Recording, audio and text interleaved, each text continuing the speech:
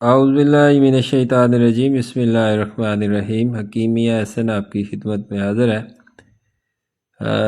طب میں اور کیمیا گری میں عمل تخلیص میں مشکل ترین کشتہ جات میں ہیرے کو کشتہ کرنا ایک مشکل عمل سمجھا جاتا ہے اور مشکل ہے بھی۔ باقی جو چیزیں ہیں ان کو کشتہ کرنا اتنا مشکل نہیں ہے، تانبا ہو، چاندی ہو، سونا ہو، کلی ہو، جست ہو، وہ کشتہ کرنا اتنا مشکل نہیں ہے، لیکن ہیرے کو کشتہ کرنا ایک معنی رکھتا ہے اور اکثری کشتہ کرنا ایک معنی رکھتا ہے۔ یہ قاضی دستار ہے، اس کے اندر ہیرا بڑا بہترین اور نفیس تیار ہوتا ہے، اور اس سے بھی بہتر اگر قاضی دستار جنگلی ملے تو وہ زیادہ بہتر انداز میں اس کو کشتہ کرے گی، لیکن اس میں بھی کشتہ ہو جاتا ہے۔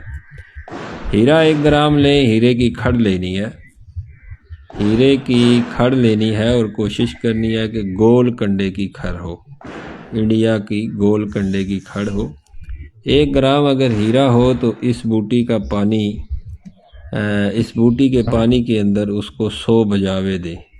100 بجاوے دینے کے بعد ہیرا جو ہے وہ پیسک ہو جائے گا۔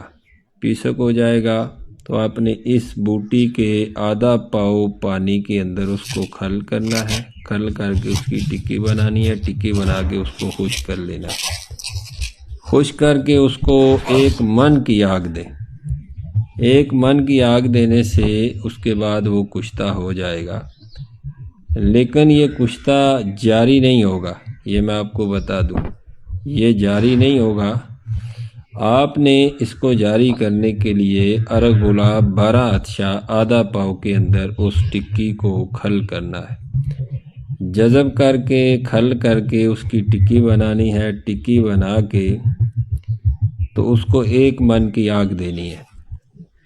1 من کی آگ دیں گے تو اسی طرح کی آپ دوبارہ اس کو نکال کے آدھا پاؤ 12 عطشہ ارغ گلاب میں کھل کر کے ٹکی بنا کے پھر دوبارہ آگ دیں گے، پھر تیسری آگ دیں گے، 1 من کی 3 آگیں اس کو دیں گے تو یہ آپ کا کشتہ 10 گنا پھول کر تیار ہو جائے گا۔